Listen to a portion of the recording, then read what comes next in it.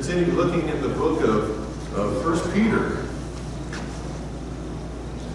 And we read in 1 Peter about one of the great allusions we have in Scripture to the person of Jesus Christ and what he is like and how we can relate to him, how we can think about Jesus. Some of the language that comes to us, and we had with regard to the Scriptures, Jesus is like this, he is like this. We were just thinking in our Bible study a while ago about how many times Jesus uses illustrations in English and in our languages, in human language, to describe himself with the I am statements. I am the vine. I am the light of the world. And I am the bread of life. And all of these things that Jesus describes himself, how he refers to himself. And this one here has been one that has been in the works all through the Old Testament. How God and Jesus especially are described as a rock. So here we are in the book of 1 Peter chapter 2, starting in verse 4. Coming to him as a living stone, rejected indeed by men, but chosen by God and precious. You also, as living stones, are being built up a spiritual house, a holy priesthood, to offer up spiritual sacrifices acceptable to God through Jesus Christ. Therefore, it's also contained in Scripture.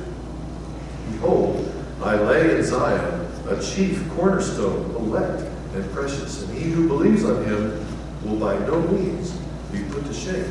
Therefore, to you who believe, he is precious, and to those who are disobedient, the stone which the builders rejected has become the chief cornerstone, and the stone of the stumbling, and a rock of offense. They stumbled, being disobedient to the word, which also they were appointed.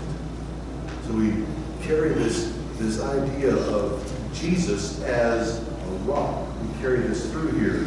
And I want you to notice, first of all, that God says, coming to him as a living stone. The idea here is coming, it's something that's going on, isn't it? It's a progressive thing as we use that word coming. The ing ending in our language, that means that this is an action that's happening. It's still going on, even they're happening.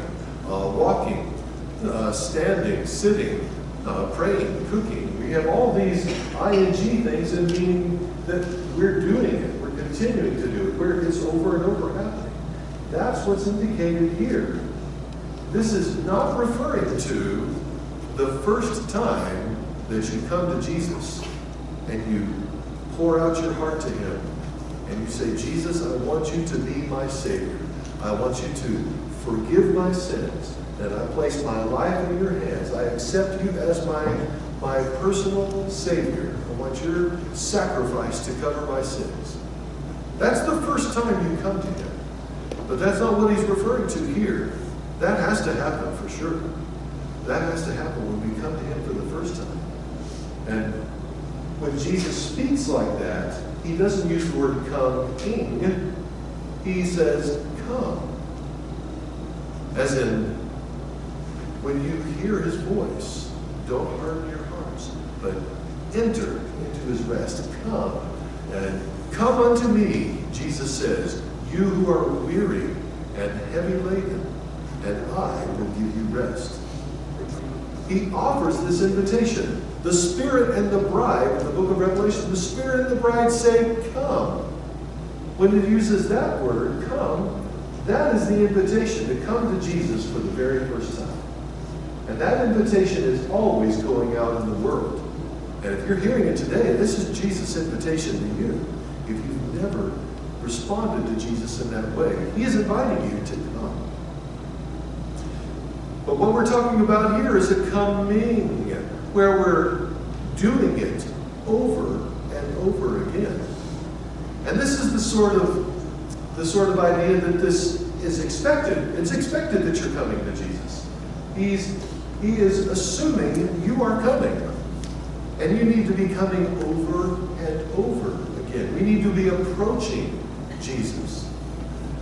Kind of like when he's talking about prayer and he says, now when you pray, you ought to pray this way, our Father who art in heaven. Remember that? He said, when you pray, and he's assuming, well, of course you can be praying. If you're a child of God, you're going to be talking to God, and you should be praying. He's not commanding us, you should pray. He's assuming, oh yeah, of course you're going to be praying. You're a child of God. You're going to be talking to your parents, talking to your dad in heaven, your father in heaven. So he's assuming you're going to be praying. This is the way you ought to do it. Here he's saying, you, of course, you're going to be coming. You need to be approaching Jesus regularly, constantly, on a daily basis, on an ongoing basis. And so when he says it this way, coming to him, this means this is a regular practice. This is going on all the time. So this is a regular occurrence, and we need this regular, daily relationship with Jesus. This relationship that we're building with Jesus is not going to get deeper and sweeter when we say, Jesus, thank you for answering my prayer. See you next week. Okay? We need to be more in communication with Jesus than that. Right? How many of us go an entire week eating once today, and then we're not going back into the kitchen or the restaurant, we're not going to have anything to eat until next Sunday? That doesn't work. We would be falling over by then. We wouldn't make it. We wouldn't have the strength to crawl out of bed. So why would we say that to God? Well, I got something good from you today, God, and next week I'll check back in and see what you have for me then. We need to be coming to Jesus regularly, constantly, on a daily basis, coming unto him. It says coming unto him. Now, we have coming unto him as a living stone, rejected indeed by men, but chosen by God. Jesus has got these two other descriptions in here. By men, he is rejected, but by God, he is chosen. So this is what happened to Jesus. He was rejected, wasn't he? Nowadays, people will respond to Jesus, or you'll have an idea about Jesus, and most commonly, people will think, well, Jesus was a nice person, or Jesus was a great teacher. And a lot of people will agree that far. So Jesus was a good man, and he was a great teacher. But they won't go all the way through when you do say that, to say Jesus was the best man, he was a perfect man, or to say, yes, Jesus was a good teacher, but I don't believe anything that he taught. Right? If you're a great history teacher, and if everybody in the campus says, this guy is a great history teacher, a great geography teacher, and you go to his class, and in his class he pounds his fist on the lectern and says, the world is flat. But he's a great teacher. But he says the world is flat. How can he be a good teacher? If you don't believe what he says, how can you say he's a good teacher? But people do that with Jesus. They say he's a great teacher, but then when he says, I am the bread of life, I am the light of the world, I am a living stone, I am the one who is rejected by men and chosen by God, I am the Son of God. When he says those things, that's what he's teaching. So if you believe Jesus is a good teacher, you've got to believe what he teaches. And he teaches all these things. He's rejected by men, though. His teaching is rejected by men because he says, I am the only way to God. No man comes to the Father except by me. That's kind of narrow-minded, isn't it, Jesus? Kind of narrow-minded, wouldn't you say, that you think you're the only way? Or as we would say it today, Jesus, you think you're the only religion, the only true religion in the world? Jesus said that. Is it narrow-minded? Straight is the gate and narrow is the way. There is only one way to heaven, and it's through Jesus. We need to be coming unto him as that living stone, rejected by men, yes, but by God, chosen, picked, elect. Jesus is the chosen one. He is the one who was chosen by God, and that's God's way right there. He's chosen and precious. It says he is by God chosen and precious. And now we have to enter the realm of imagination. Right? We've got to kind of open up our brains to some new possibilities here. Because the next two things, they come across as metaphors, but they're not really metaphors.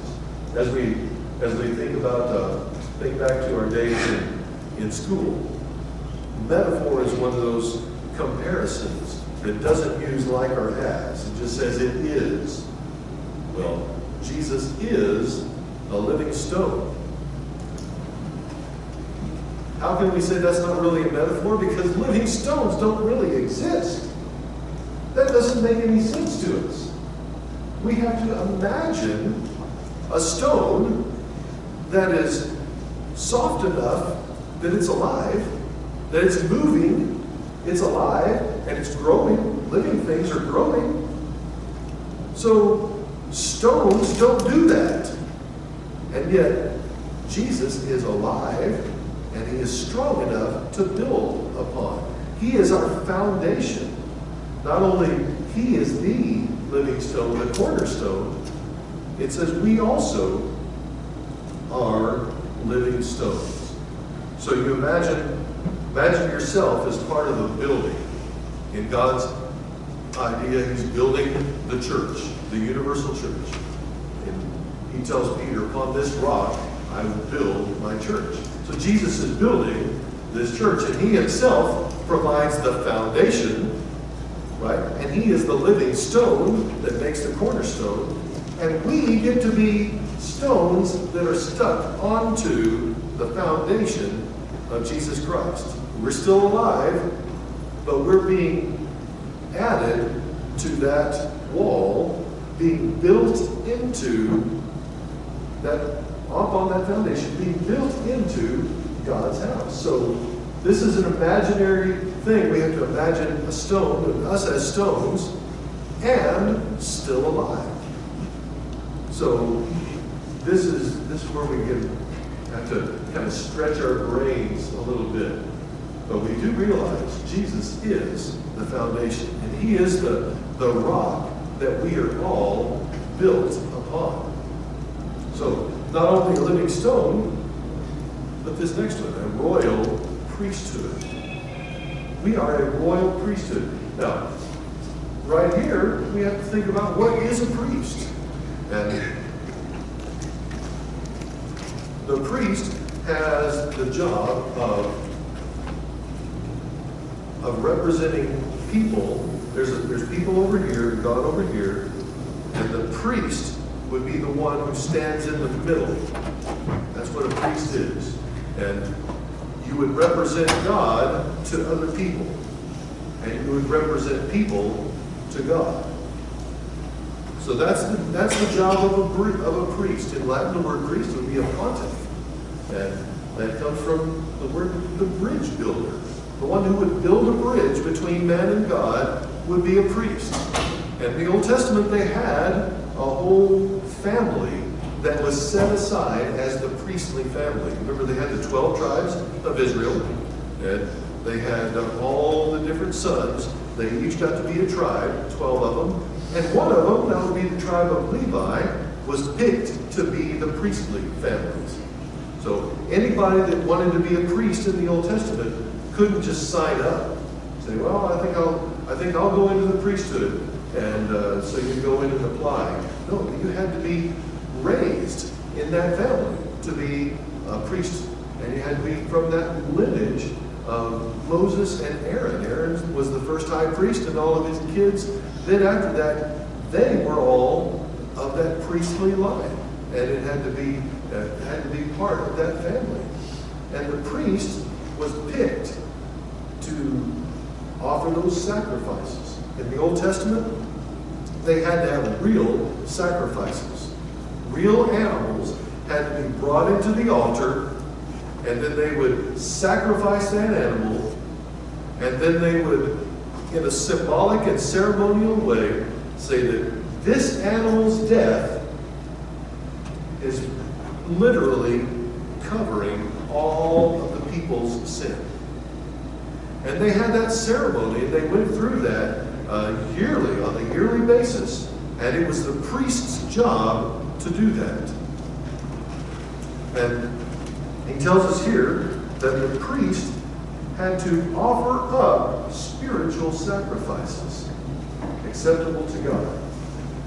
And we imagine then this altar from the Old Testament. And sometimes you wonder when you're reading through the Bible, you read through Exodus, and you read through some of those longer books, and you realize, why is it going through all of these details about the curtains and about the poles and about the inlays and all that? Why do we have all that detail? Well, the Old Testament had that altar. It was 4.5 feet high. It was a big old square, 4.5 feet high, and you have these animals that are being offered as sacrifices to it. How do you get them up there? Well, they had a ramp. And they would have to carry, these priests would have to have that animal, they would sacrifice, and they would have to carry it up that ramp on top of that altar. So literally, they had to offer up that sacrifice, carry it up to the altar, and then offer it up, and then they would have fire under it, and the smoke would go up. So, in a very real way, the priests offered up sacrifices day by day. Some of them were daily sacrifices, year by year, for the Day of Atonement. And so now we're told we, as a nation, are a royal priesthood. As a church, as Christians, we are all priests. Okay?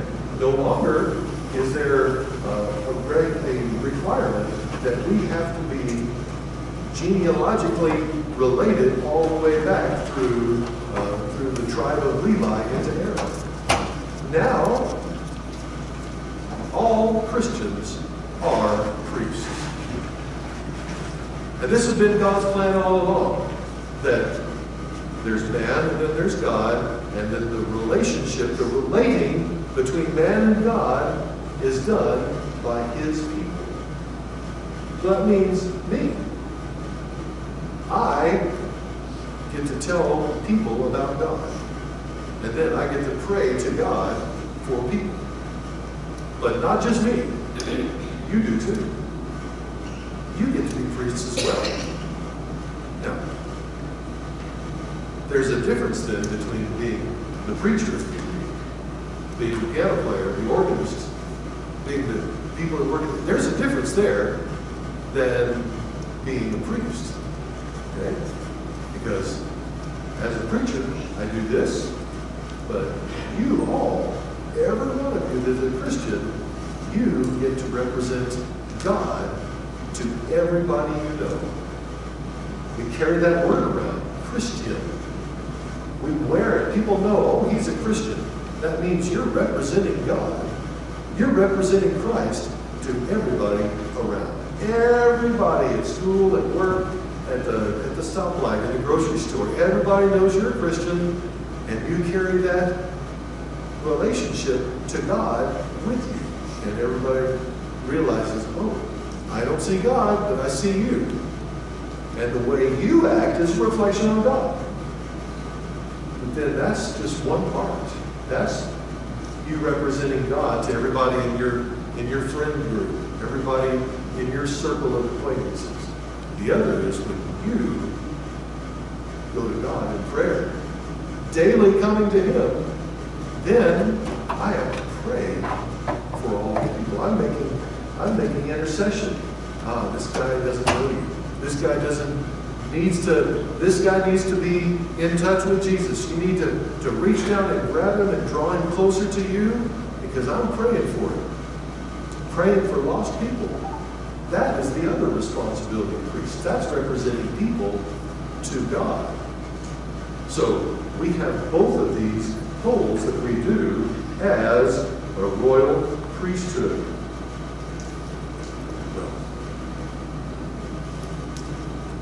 We are living stones. We are built up into a spiritual house, a holy priesthood, offering spiritual sacrifices through Jesus Christ. And then it is also contained in Scripture.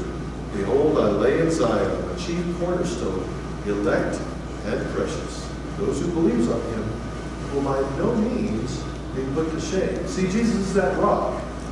And that rock is not going to be moved. That rock is going to be what it is. And the difference in people is going to be how you react to that rock. Either you're going to take that rock and build on it, or you're going to run into that rock and you're going to get smashed on it. Okay? The rock isn't going to move. You're going to run up against that rock, you're going to get hurt. You can instead take that rock and make it the foundation. And then it'll be so important to you. So the difference here between these two things is, do we believe it or do we not believe it? Are we going to believe in Jesus or are we going to not believe in Jesus? Are we going to, like God, make him elect and precious? Or are we going to be like others and reject Jesus? Jesus isn't moving, Jesus isn't changing. The difference is, what do I do with Jesus? How am I going to react to Jesus? The difference here is, to some people he's elect. To those that believe, Jesus is elect. He's chosen. If you don't believe, then he's going to be the cornerstone of other people. If you believe in Jesus, Jesus is going to be precious to you. He's going to be important to you. He's going to be your friend. He's going to be your comforter. He's going to be your constant companion all through life. He's going to be the one who builds you up, who speaks to you, and he walks with me, and he talks with me, and he tells me that I am his own, as that old hymn says. He's going to be the one that we can count on and we can lean on all the time. He's going to be precious to us. If we don't believe, it's going to be that small rock that we stumble on. If we believe in him, he's going to be the cornerstone of our life. He's going to be something that we can build upon, and he's going to be the foundation of our life. If we don't believe in him, he's going to be a large rock. There's two different descriptions of this rock idea. Have you ever been on a road that has gravel? Driving along on that road, and you slam on your brakes, and the gravel that's on the road starts giving way and sliding. Your whole car may slide. And I noticed this as a young boy. I'd be riding bicycles. You'd hit a patch of gravel around there, and you'd slam on the brakes on the bicycle, and then those tires would skid. Or if you're just walking along, and then there's rocks, you might have a rock and it would trip, you would slip. So the rock is there, and your reaction is what's different. You could slip on this rock, that small rock. That's when I lay in Zion, who believes on him will not be tripped up. The stone that the builders rejected, he is a stone of stumbling. That's that small rock that could trip you up. Or the rock of offense. That's the other one. This is a different word for a rock. This is the word for a rock that you can imagine what's going on here. You're hiking along a path and you see a little rock. You think, oh, that's just a little rock. I'm going to kick it out of the way. You're walking along, I'm just going to kick that rock out of the way, out of the path. But what you don't realize is that rock is just sticking out of the ground this much. And it's actually a ledge connected to the rest of the mountain. It's as big as a house underneath them. You think, I'm just going to keep that rock out of the way. And you kick it, that rock's not going anywhere. You're going somewhere. You're going to kick it, and you're going to be flying over. That's the rock that's going to trip you up. And that's the word that's used right here. So you see that rock, you think, well, Jesus is that rock, and I'll just kick Jesus out of the way. I won't even worry about that. I'm going to knock it out of the way. It's a nothing. No. Jesus is that rock. And he's bigger and stronger than you are, than anything else is in the world. And you're going down. Jesus isn't going down. So he is either one or the other. And it depends. The difference is what we do with it. Do we believe in him or do we disbelieve in him? And for the ones that believe in him, it says we will not be ashamed. Not be ashamed. That's a little clue in the Bible. There's a code word right there. That's a kind of a phrase. You read it in the book of Psalms all the time. The words, not be ashamed. Well, what's that all about? What does it mean to not be ashamed? In the Bible, that's a phrase that means you're not trusting in the wrong God. To be ashamed in the Bible is to believe and put your faith in the wrong God. Say, well, I'm going to believe in the Old Testament, they would have gods like Baal. In the Old Testament, I'm going to believe in Baal, so that Baal will make all this rain, and I'll have lots of good crops, and then I'll have a good farm. So, and they would pray to Baal, and they would offer sacrifices to Baal. And you know what? God's going to dry up that farm, and you're going to be ashamed. Why? Because you trusted in the wrong God. And back in Egypt, they're going to trust in the wrong God. They're going to trust in Pharaoh or the bull god or the river god. And God comes down with those plagues. He's going to turn that river to blood. He's going to kill all the cattle. They had the sun god. He's going to darken up the sun. Why is all that happening? Because if you trust in the wrong God, you're going to be ashamed. And when he's talking right here, you people that trust in God, you will not be ashamed. Those who believe in Jesus are not going to be ashamed. Absolutely not. Those who disbelieve, look what it says here, those who are disobedient to the word. That's an interesting word there, disobedient. As I looked it up, it really means unconvinced, not persuaded. Those that are not persuaded by the word. And that reminds me of one of those stories where Paul's preaching to somebody. You know, even the best preacher we can imagine, Jesus, or a preacher that has written most of this New Testament, the Apostle Paul, he preached these great, compelling sermons, and still not everybody believed. He was preaching to a king. King Agrippa, and he just laid it out. He gave him the best arguments for believing in God and believing in Jesus. And the king says, Paul, you almost persuaded me to be a Christian. Almost got me there, Paul, but I'm not persuaded. Still don't quite buy it. That's the people that disbelieve in Jesus. Don't quite buy it. Don't quite get it. Well, if you see the italics there in your Bible, slanted letters, these are Old Testament citations that he's using. There's 3 Old Testament references here. First one is from Isaiah. Behold, I lay in Zion a chief cornerstone, elect and precious. This lets us know that Jesus is the right choice. Out of all those things that people could choose to believe in, Jesus is the right choice. And the next one is from Psalms. The stone that the builders rejected, he has become the chief cornerstone. He is how you build your life. He is the best thing to build your life on. This is from Psalms, and he tells us that Jesus is the basis of all of our life. And that third one there, stone of stumbling and a rock of offense.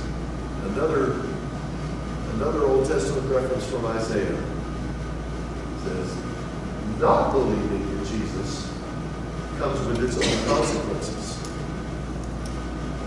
There is a price to pay for rejecting Jesus. He's that rock. And if you don't build on him, if you don't make him the cornerstone of your life, then that's going to be the rock that you trip on, that you stumble upon. And that has eternal consequences. We come to Jesus on a daily basis, an over and again basis, over and over again. And when we reject him, that's a one decision that is going to last forever. Let's pray. Jesus, we thank you so much for your word. We thank you for being the rock that we can count on in all of our life, that we can depend upon, the rock that we can center all of our life on. That, Lord, we know that we trust in you, we believe in you, we're persuaded that you are the only God, the only powerful God, the only wise God, and that when we base our lives on you, we'll never be ashamed. In Jesus' name we pray.